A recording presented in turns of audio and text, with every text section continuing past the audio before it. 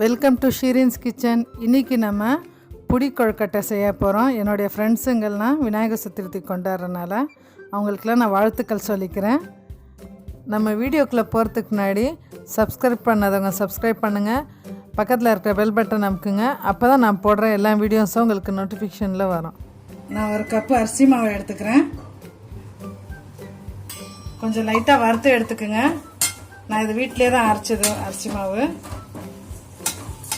கொஞ்சம் குறகுறப்பு வர வரைக்கும் கொஞ்சம் லைட்டாக வறுத்துக்குங்க. நம்மளுக்கு லைட்டாக நல்லா வறுபட்டு வந்துச்சு அரிசி மாவு. நான் இப்போ கேஸ் ஆஃப் பண்ணிக்கிறேன். நான் இதை தட்டில் எடுத்துக்கிறேன். நம்ம அரிசி மாவு ஆறட்டும். அது வரைக்கும் நான் ஒரு பாத்திரத்தில் ஒரு கப்புக்கு வெல்லம் எடுத்திருக்கேன். நான் இது 100 கிராம் எடுத்திருக்கேன். உங்களுக்கு இனிப்பு கொஞ்சம் தேவையான அதிகமாக இருந்தால் அதிகமாக சேர்த்துக்குங்க. நம்ம இதில் ஒரே அதே அளவுக்கு அந்த கப் அளவுக்கே தண்ணி எடுத்துக்கலாம்.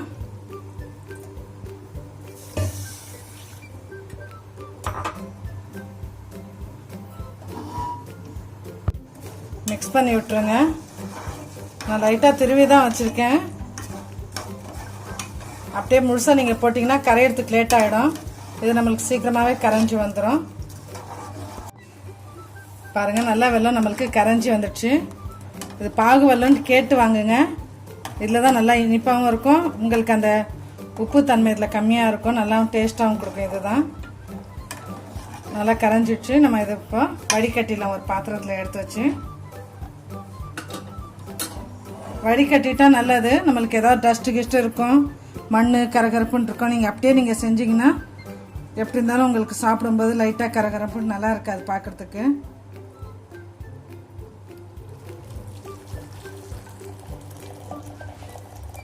பாருங்கள், வடிகட்டி எவ்வளோ இருக்குது பாருங்கள். கீழே அந்த டஸ்ட்டெல்லாம் உங்களுக்கே தெரியும். ஃபுல்லாக தருங்க மண்டி, அந்த சும்மா சக்கை, அந்த நாறு மாதிரிலாம் நிறைய இருக்குது. பாருங்கள், நம்ம வடிகட்டிட்டோம். இப்போ நான் அதிலே பாத்திரம் அலசிட்டு மறுபடியும் அதில் எதுவும் சேர்த்துக்கோங்க.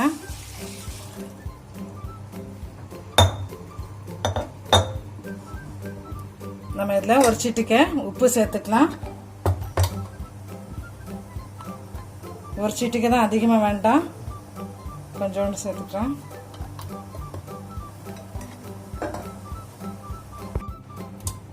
நம்ம ஒரு ஸ்பூனு கீ சேர்த்துக்கலாம். எனக்கு அப்போ தான் உங்களுக்கு டேஸ்ட்டாகவும் இருக்கும், நல்லா உங்களுக்கு சாஃப்டாகவும் வரும். நான் இது வீட்லேயே செஞ்ச நெய். என்னுடைய வீடியோவில் நீங்கள் பார்த்துருப்பீங்க. நம்ம கொஞ்சம் அதை மிக்ஸ் பண்ணி விட்டுருங்க. நம்ம இப்போ அந்த வெல்லம் பாகம், உப்பு ஒரு சிட்டிகை, ஒரு ஸ்பூன் நெய் மட்டும் தான் விட்டுருக்கோம். கொஞ்சம் சூடாகட்டும்.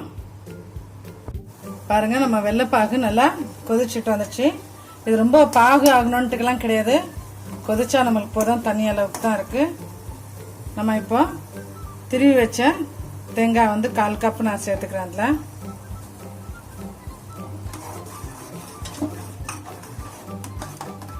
மிக்ஸ் பண்ணி விட்டுருங்க. தேங்காவை நான் கட் பண்ணியும் கொஞ்சம் எடுத்திருக்கேன். சாப்பிடும்போது அப்போ தான் உங்களுக்கு வாயில் கடிப்பட்டு நல்லாயிருக்கும். அது திருவி இருக்குது பூ மாதிரி, அது சாப்பிட்டா தெரியாது உங்களுக்கு. நான் கொஞ்சம் இதை சேர்த்துக்கிறேன். ஒரு பதை தான் நான் எடுத்து சின்னதாக நறுக்கிட்டேன்.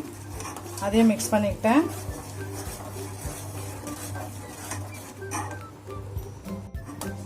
நல்லா மிக்ஸ் பண்ணி வச்சு சிம்மில் வச்சுக்கிங்க. இப்போது நம்ம மாவு கொஞ்சம் கொஞ்சமாக சேர்த்து அப்படியே கைவிடாமல் கொஞ்சம் மிக்ஸ் பண்ணி விட்டுருங்க.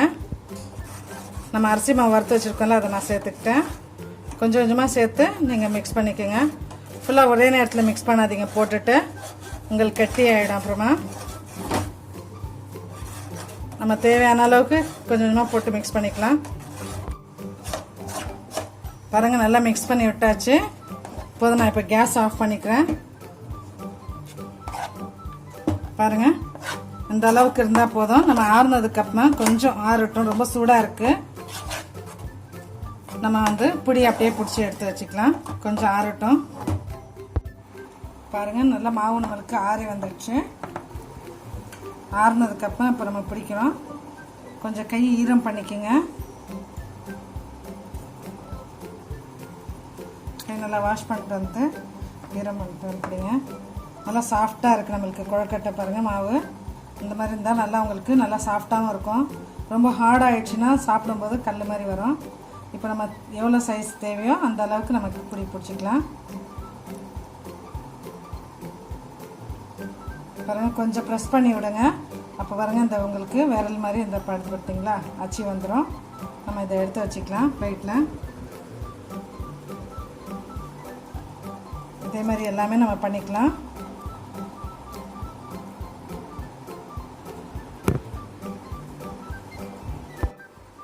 பாருங்கள், நான் எல்லாமே கொழுக்கட்டையை பிடிச்சி எடுத்துக்கிட்டேன்.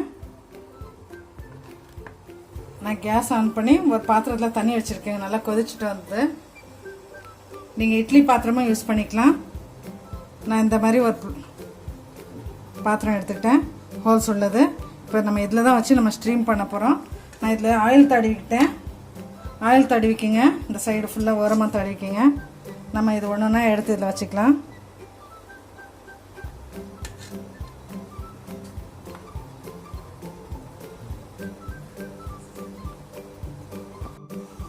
நான் வச்சுட்டேன், ஃபுல் ஃப்ளேமில் தான் வச்சுருக்கேன்.